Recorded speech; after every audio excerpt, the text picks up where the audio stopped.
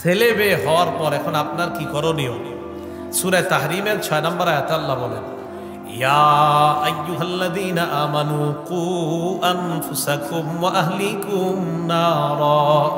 হে ঈমানদার, নিজেদেরকে এবং পরিবারকে আগুন থেকে বাঁচাও। ওয়াকুদুহান নাস ওয়াল হিজারা, যেই আগুনের জ্বালানি হলো মানুষ এবং পাথর। বলেন, আগুনের জ্বালানি কি মানুষ এবং পাথর? তো আল্লাহ পাক রব্বুল আলামিন বললেন, মানুষ এবং পাথর, যে আগুন আমি মানুষ আর পাথর দিয়ে জ্বালাবো, এই আগুন থেকে নিজেরা আর পরিবারকে বাঁচাও। মুসান্নাফ ইবনে আবি শাইবা 8 নম্বর খণ্ড 357 নম্বর পৃষ্ঠা। ক্বালা রাসূলুল্লাহ সাল্লাল্লাহু আলাইহি ওয়াসাল্লাম, নবীজি সাল্লাল্লাহু আলাইহি ওয়াসাল্লাম বলেন, রাহিমাল্লাহু ওয়ালিদান আ'ানা ওয়ালাদাহু আলা বিররিহি। ওই বাবার উপর আল্লাহ দয়া করেন যেই বাবা তার সন্তানের ক্ষেত্রে, আল্লাহর ইবাদতের ক্ষেত্রে সহযোগী হয়ে যায়। আবার বলছি, ওই বাবার উপর আল্লাহ দয়া করেন, ওই অভিভাবকের উপর আল্লাহ দয়া করেন। আনা, যেই বাবা সাহায্য করে, সহযোগিতা করে, ওয়ালাদা, তার সন্তানকে, আলা বিররিহি, আল্লাহর আনুগত্যের ক্ষেত্রে। আল্লাহর আনুগত্যের ক্ষেত্রে কোন বাবা যদি তার সন্তানের সহযোগী হয়ে যায়, নবীজি বলেন আমি ওই বাবার উপর আল্লাহর রহম যেন হয়, এই দোয়া করে গেলাম। রহিম আল্লাহ, ওই বাবার উপর আল্লাহ দয়া করেন। তাহলে আপনার কি কাজ? সন্তান দুনিয়াতে এসে একটু একটু আস্তে আস্তে যখন বড় হবে, এই সন্তানকে আল্লাহর আনুগত্য শিখানো। কি শিখানো? আল্লাহর আনুগত্য। 7 বছর হওয়ার আগে থেকে, মনে করেন 3 বছর 4 বছর, তখন থেকেই বাচ্চাদের সামনে আপনি এমন একটা পরিবেশ তৈরি করা যেন আপনার বাচ্চা আপনাদেরকে শিখেই কিছু দেখে দেখে কিছু শিখতে পারে। আমাদের আলহামদুলিল্লাহ ওলামায়ে কেরামদের ঘরের খোঁজ নিয়েন, বাচ্চারা 2 বছর 2.5 বছরের বাচ্চা দেখবেন ওর বাপের সাথে, মেয়েরা অথবা ছেলেরা, ছোট ছোট ছেলে মেয়েগুলা মায়ের সাথে বাবার সাথে দাঁড়ায় যায় নামাজে। নামাজ হোক আর না হোক, পরনে কাপড় থাকার না থাক, কিন্তু দাঁড়ায় সাথে। হ্যাঁ, ছেলেগুলা দেখবেন টুপি, কোনো মতে যদি টুপি পরা শিখে, মাথায় টুপি দিব, প্যান্ট পরুক আর না পরুক, টুপি একটা দিয়ে খাড়ায় যায় পাশে গিয়ে। এটা কি? এটা হলো আপনার পরিবেশের প্রভাব। পরিবেশের প্রভাব। এখন আপনার ঘরে 24 ঘন্টা চলে টেলিভিশন, তো প্রভাবটা হবে কি? ভাই কথাগুলো বুঝে আসছে? সহিহ বুখারীর 893 নম্বর হাদিসের বর্ণনা এবং 6138 নম্বর 7138 নম্বর হাদিসও আছে। দুটোটা হাদিস একই রকম, বাকি শব্দ একটু ভিন্নতা আছে। ক্বালা রাসূলুল্লাহ সাল্লাল্লাহু আলাইহি ওয়াসাল্লাম, নবীজি সাল্লাল্লাহু আলাইহি ওয়াসাল্লাম বলেন, কুল্লুকুম রাঈন ওয়া কুল্লুকুম মাসউলুন আন রাইয়াতিহি। তোমরা সবাই দায়িত্বশীল, তোমাদেরকে তার দায়িত্বের ব্যাপারে জিজ্ঞাসা করা হবে। আল ইমামু রাঈন ওয়া মাসউলুন আন রাইয়াতিহি। ইমাম দায়িত্বশীল মানে শাসক দায়িত্বশীল, তাকে তার প্রজাদের ব্যাপারে জিজ্ঞাসা করা হবে। ওয়ার রাজুলু রাঈন ফি আহলি বাইতিহি। বাবা যারা আছেন তারা শুনেন, পুরুষ যারা আছেন তারা শুনেন।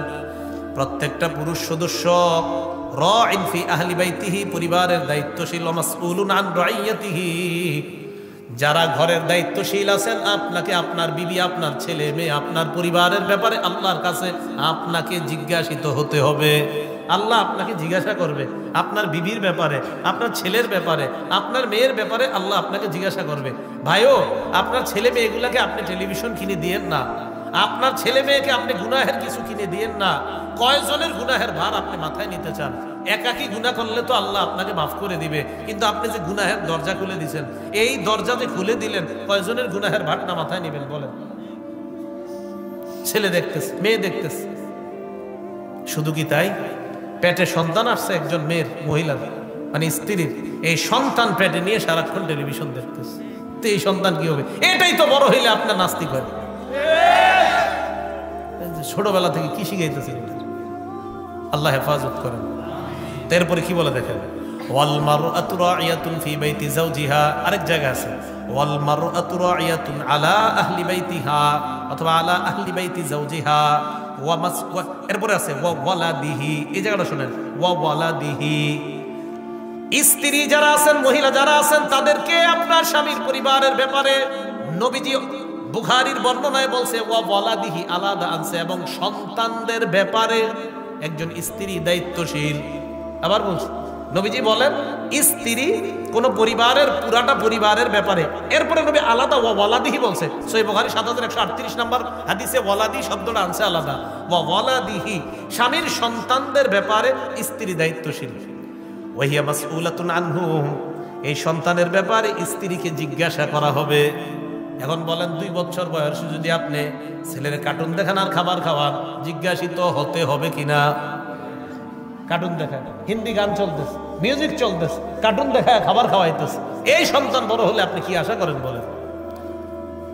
তা আপনাকে জিজ্ঞাসিত হতে হবে কিন্তু। তো বলছি এই জন্য ছোট থেকে 3-4 বছর বয়স থেকে এই সন্তানরা যেন কিছু শিখতে পারে। আরে ভাই 2 বছর, 2.5 বছর, 3 বছর বয়স থেকে সন্তানরা যদি আপনার মুখে আপনার কোরআনের কিছু সূরা, অন্তত আলেম ওলামা যারা তাদের পরিবারের খোঁজ নিয়েন, 3 বছর বয়সে দেখবেন কোরআন কি জিনিস এটা জানে না, কিন্তু এটা বলতে পারে কুল হু আল্লাহু আহাদ।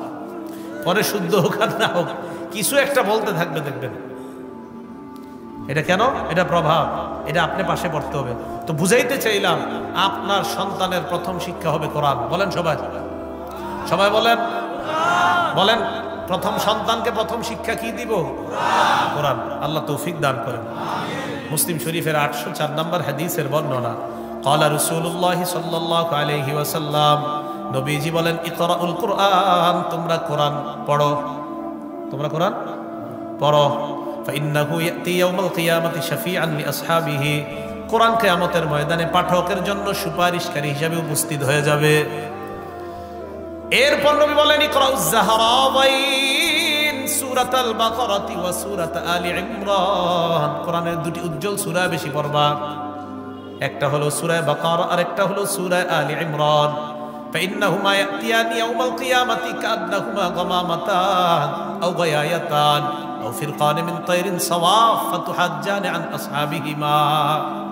নবীজি বলেন সূরা বাকারা আর সূরা আলি ইমরান কিয়ামতের ময়দানে পাঠকের মাথার উপর এমন ভাবে উপস্থিত হবে, দেখলে মনে হবে 2 খণ্ড মেঘ অথবা 2টি ছায়া অথবা উড়তে থাকা পাখির 2টি ঝাঁক পাঠকের পক্ষে আল্লাহর কাছে সুপারিশ করে জান্নাতি বানানোর চেষ্টা করবে।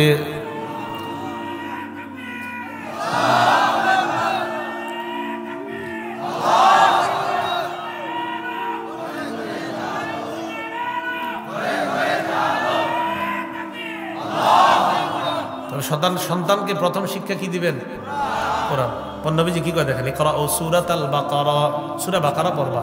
ফাইন্না আখযাহা বারাকা, সূরা বাকারা গ্রহণ করা বরকতের কারণ। তারকাহা হাসরা, সূরা বাকারা ছেড়ে দেওয়া লাঞ্ছনার কারণ। লা তাসতাতিউহাল বাতালা, সূরা বাকারা যারা যেই ঘরে পড়বে, গণকরা, জাদুকররা সূরা বাকারার সাথে মোকাবেলা করতে পারবে না। আপনার ঘরে যদি মনে হয় যে শয়তানের উৎপাত বেড়ে গেছে, ওই ঘরেও সূরা বাকারা পড়া শুরু করে দেন। সন্তানকে শয়তানের প্রভাব থেকে মুক্তি রাখতে চান, আপনার সন্তানরা ইদানিং কেমন যেন করতেছে, ওর আশেপাশে সূরা বাকারা প্রচুর পরিমাণে পড়া শুরু করে দেন।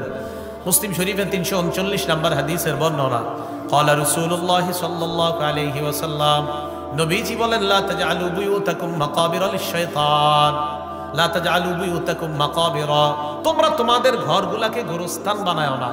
ফাইন্না শাইতানা ইয়ানফিরু মিনাল বাইতিল্লাযী তুকরাউ ফীহি সূরাতুল বাকারা, যেই ঘরে সূরা বাকারা তেলাওয়াত করা হয় ওই ঘর থেকে শয়তান পালিয়ে যায়। এখন আসেন, বাচ্চাদেরকে মাঝে মাঝে জিনে ধরে, ভূতে ধরে কন্যা, আপনারা দৌড়ায় হুজুরের কাছে যান। মনে রাখবেন, যেই ঘরে কোরআন তেলাওয়াত হবে না আর যেই ঘর বেশি নাপাক থাকবে ওই ঘরে জিন ভূত আসবে। কি বললাম? কোরআন তেলাওয়াত হবে না আর নাপাকি থাকবে। এই জন্য বাচ্চারা কাঁথায় প্রস্রাব করলে সকালে উঠে তাড়াতাড়ি ধুয়ে ফেলে।